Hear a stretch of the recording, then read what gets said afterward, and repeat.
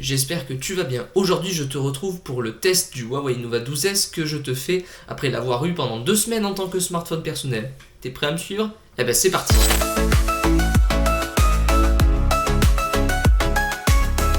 Allez, on commence comme d'habitude avec la partie expérience de déballage. Donc quand vous recevrez le téléphone, vous recevrez également les Huawei FreeBuds SE2, qui sont des écouteurs Bluetooth entrée de gamme, censés concurrencer les AirPods Apple. Vous recevrez également une petite cartonnette par rapport à l'App Gallery. Et évidemment, vous aurez la boîte du smartphone. Donc dans la boîte du smartphone, qu'est-ce qu'on va retrouver? Eh bien, on va retrouver des choses qu'on retrouve assez classiquement chez Huawei. Donc une boîte plutôt complète, hein, vous le voyez à l'épaisseur. Quand vous l'ouvrirez, vous tomberez sur le smartphone. Vous aurez le petit flyer App Gallery, un deuxième flyer App Gallery. Vous retrouverez une cartonnette comme celle-ci avec un outil de tiroir SIM, de la paperasse et une coque. Et en dessous, vous retrouverez donc le câble USB type A vers USB type C et le chargeur rapide 66 watts.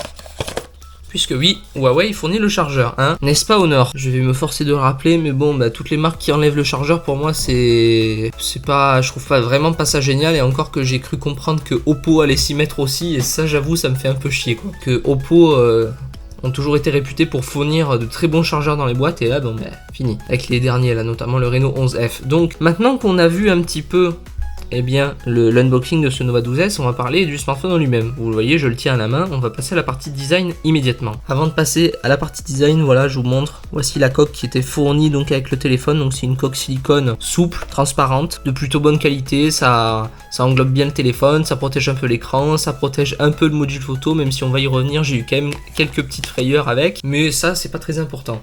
Donc voici le design du smartphone, voici le Nova 12S.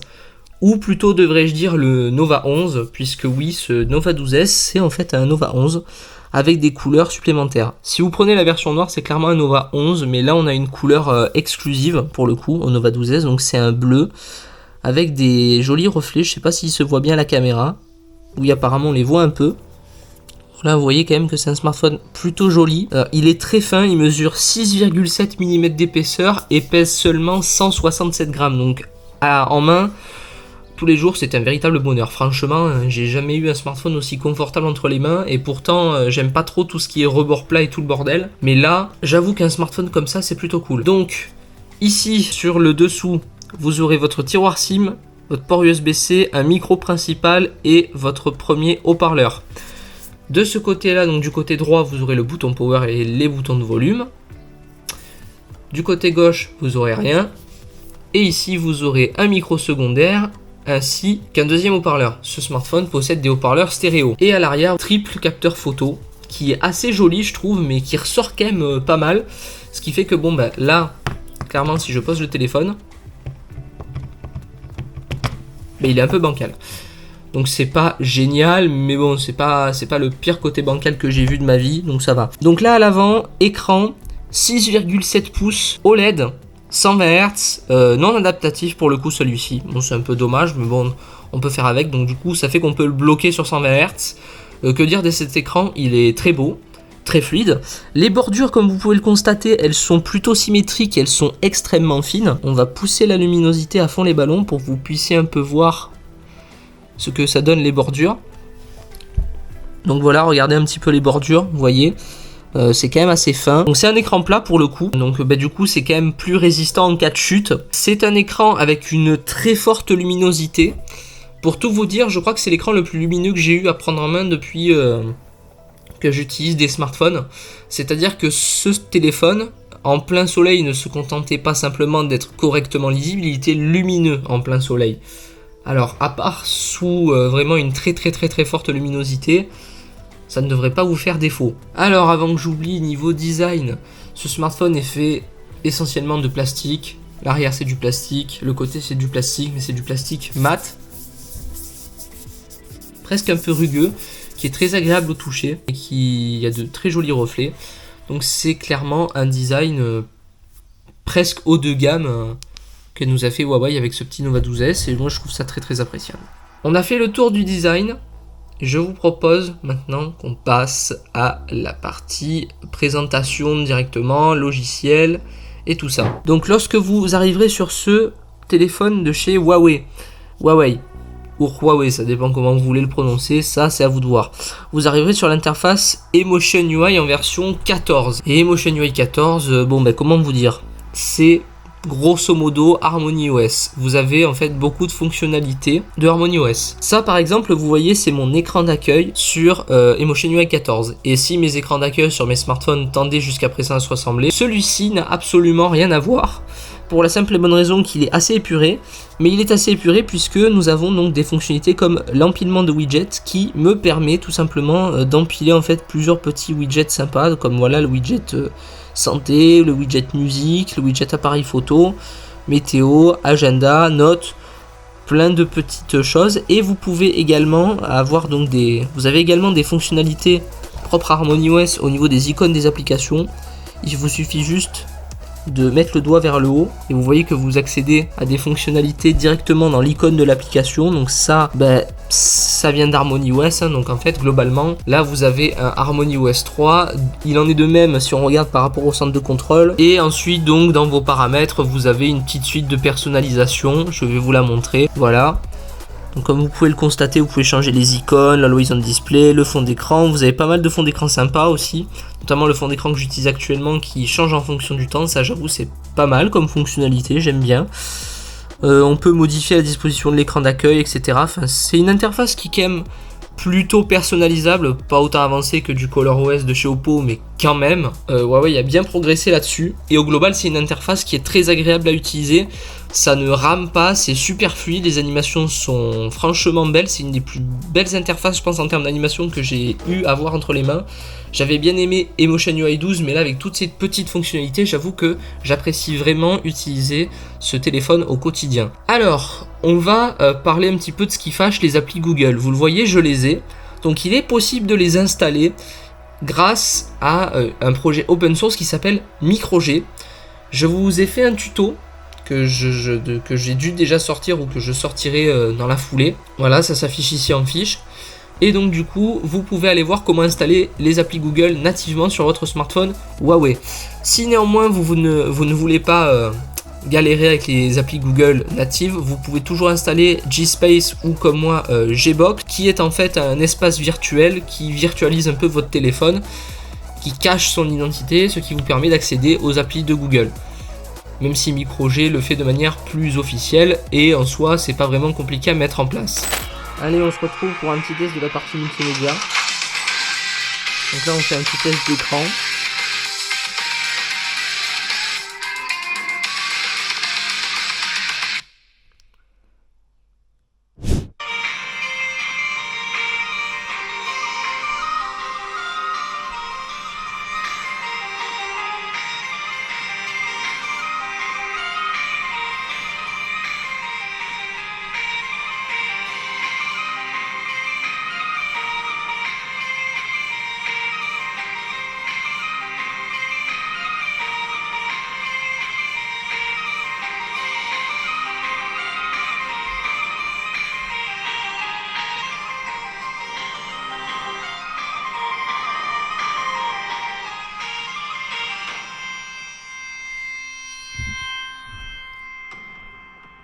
Donc comme vous pouvez le voir, au niveau de la qualité d'affichage, il n'y a rien à dire.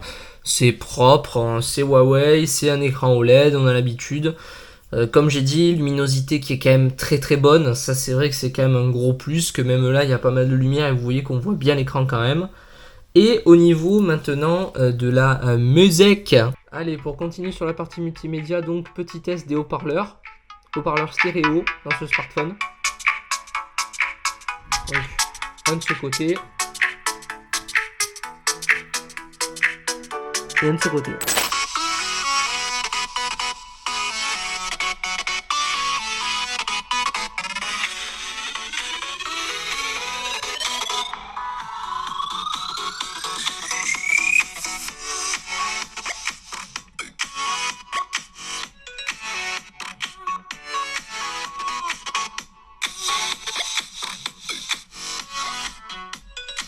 Voilà, donc comme vous pouvez le constater, là encore on a des haut-parleurs qui crachent plutôt bien, hein. Niveau puissance il y a ce qu'il faut. Il y a quand même un peu de basse, les haut-parleurs sont plutôt qualitatifs, c'est de bons haut-parleurs stéréo, franchement, j'ai rien à dire.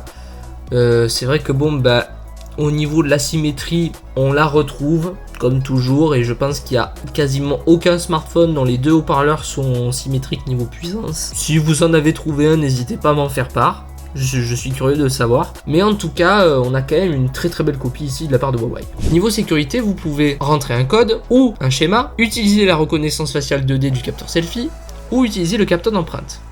Moi perso, j'ai choisi plutôt le capteur d'empreinte. Capteur d'empreinte optique sous l'écran qui déverrouille plutôt rapidement. C'est pas le plus rapide que j'ai vu, mais c'est pas le plus lent non plus. Donc de ce côté-là, c'est pas mal. Allez, maintenant, on va passer à la partie puissance. Donc, ce smartphone fonctionne avec comme processeur un Qualcomm Snapdragon 778G. Mais attention, 4G. Et oui, ce n'est pas une version 5G du processeur, parce que d'habitude le 778 c'est un processeur 5G. Dans tous les smartphones quasiment on l'a vu en 5G, et pas ici, puisqu'ici c'est tout simplement un processeur 4G. Pourquoi ? Eh bien tout simplement parce que Huawei, en raison des restrictions américaines, ne peut plus sortir de smartphone 5G à l'international. En Chine ils peuvent, en global ils ne peuvent pas.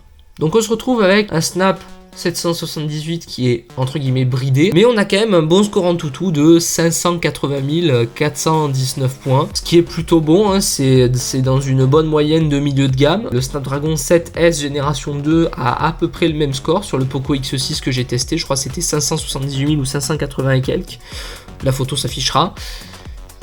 Quoi qu'il en soit, niveau performance, j'ai rien à dire. Dans les tâches du quotidien, ça ne rame pas, ça ne ralentit pas ou quasiment pas, à part sur certaines applis, mais c'est quand même très rare.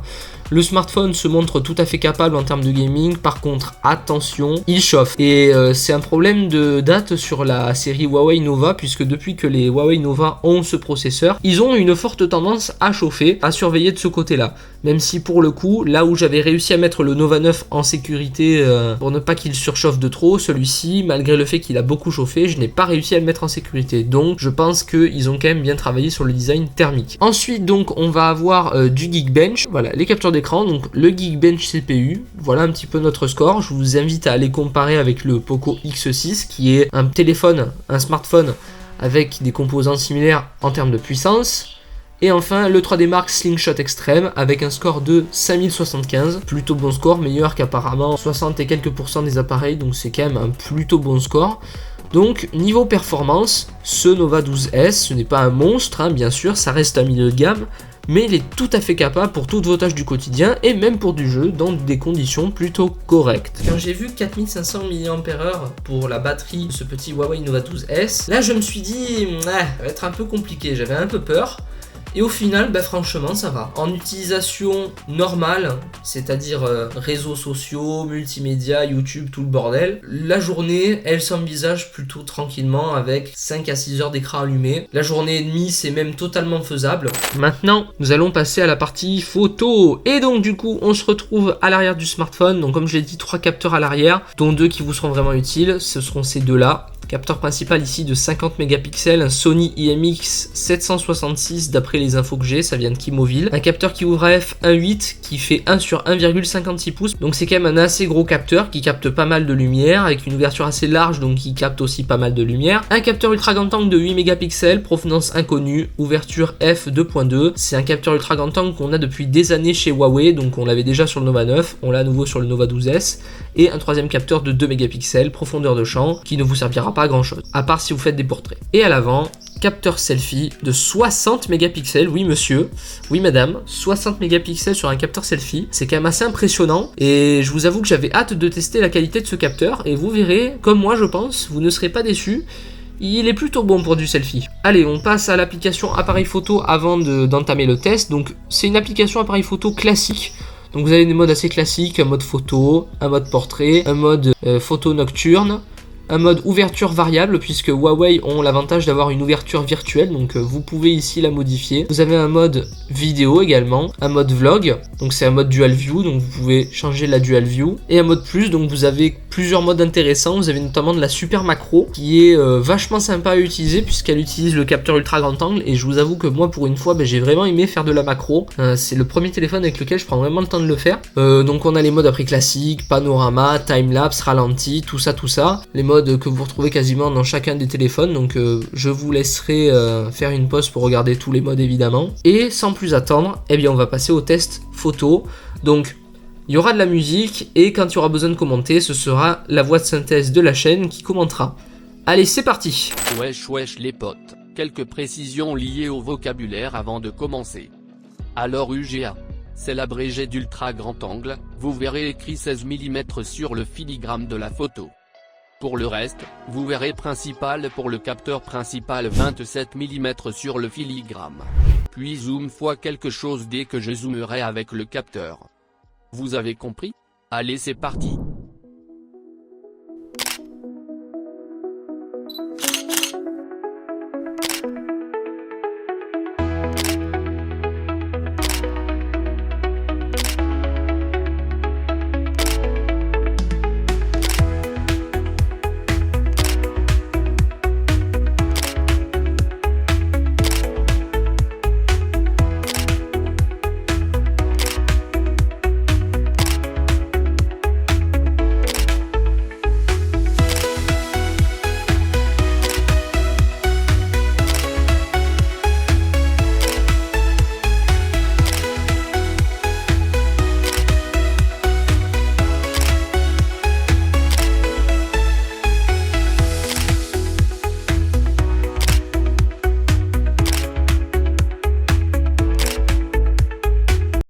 Bon ben voilà, vous avez vu les photos, dites-moi ce que vous en pensez. Moi je trouve quand même que dans l'ensemble c'est pas mal, à part effectivement que comme on n'a pas de téléobjectif et qu'on n'a pas de stabilisation optique sur aucun des capteurs, comment savoir rapidement les limites dès qu'on zoome, il faut être extrêmement stable si on veut avoir une photo nette une fois zoomée, parce qu'on n'a pas de téléobjectif comme je l'ai dit. C'est le capteur principal qui va nous servir de zoom. Allez, maintenant on va passer à la partie vidéo et vous allez voir que ce smartphone, il a été fait pour la vidéo. Vous allez vite vous rendre compte pourquoi. Il fait beau, le ciel est bleu. Et il n'y a pas de vent, ça fait du bien. Mesdames et messieurs, voici donc un test de la caméra principale du Huawei Nova 12S. Donc je suis en 1080p 60 images par seconde. Le capteur ne dispose pas de stabilisation optique malheureusement, mais dispose quand même d'une bonne stabilisation électronique qui fait, comme vous pouvez certainement le voir, plutôt bien le travail. Mais si je commence à accélérer et à marcher plus vite, je pense que ça va secouer un peu plus pour vous à l'écran. Bien évidemment, vous avez d'autres résolutions qui sont accessibles. Premièrement, vous avez le 1080p format 21/9. C'est la même résolution et les mêmes framerates qui vous sont accessibles. Mais le ratio d'écran, c'est du 21/9. Donc très cool pour faire des vidéos cinématiques. Et à ma connaissance, Huawei fait partie des rares à proposer ce ratio d'écran pour filmer. Et je trouve ça plutôt appréciable. Allez, cette fois-ci, nous voici en 4K 30 images par seconde. Toujours la stabilisation électronique. C'est la résolution maximale de ce smartphone. On peut monter max au 4K 30, pas de 4K 60. Comme sur beaucoup de smartphones de ce budget-là, finalement. Et bon, ben, il se débrouille encore une fois plutôt bien.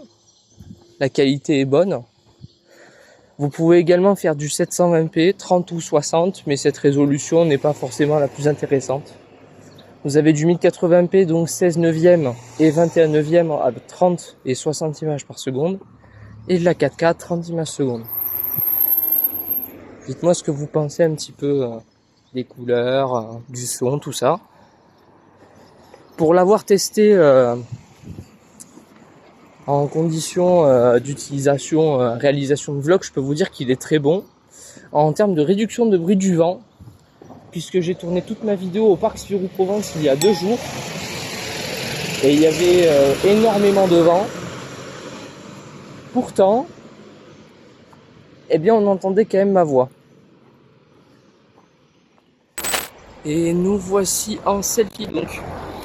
Le capteur selfie de ce smartphone, c'est un capteur assez impressionnant. Huawei. Voilà, donc ici par exemple, eh bien je suis en 1x, donc en une fois. Donc là c'est le selfie entre guillemets normal, la vidéo selfie normale. Ce que vous venez de voir, c'était la 4K 30. Et maintenant, on est en 1080p 60 images par seconde. Stabilisation électronique, normalement là aussi. Dites-moi ce que vous pensez de la qualité. Seconde en 1080p et en 4K. vous pouvez utiliser le capteur ultra grand angle en vidéo. Donc voici un exemple. Stabiliser électroniquement ce capteur là aussi.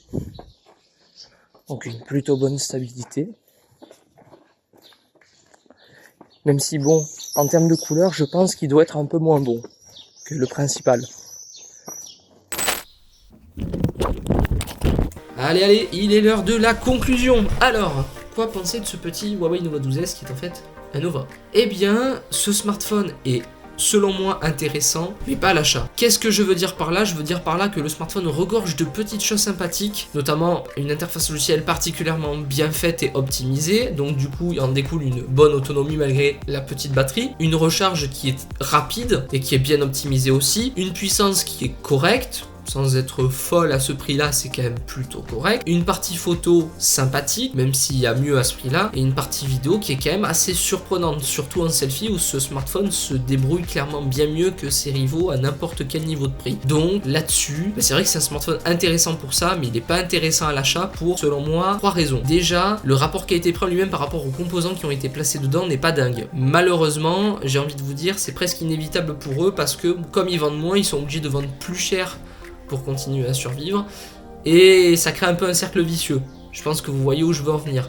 Ensuite, parce que si vous voulez que ça fonctionne correctement, que vous voulez retrouver une utilisation comme votre ancien smartphone qui avait les services Google, c'est un peu compliqué, il faut bidouiller, bon, pas forcément super difficile, mais il faut quand même savoir un peu bidouiller. Et ensuite, l'absence de 5G, ça peut être aussi un frein pour certains, donc voilà pourquoi je ne vous le recommande pas. Après, si vous avez vraiment envie d'acheter un smartphone Huawei, il est tout à fait utilisable, il est tout à fait correct et je pense que vous serez très content avec ce smartphone et certains tutos pour avoir les applications Google de fonctionner. Voilà, j'en ai fini avec ce test. On se retrouve peut-être dans 1 an, 2 ans, je sais pas, pour tester un prochain smartphone Huawei. C'était Gravity Max pour Tuto Tech Phone. Je vous dis à la prochaine dans une nouvelle vidéo tech. Salut!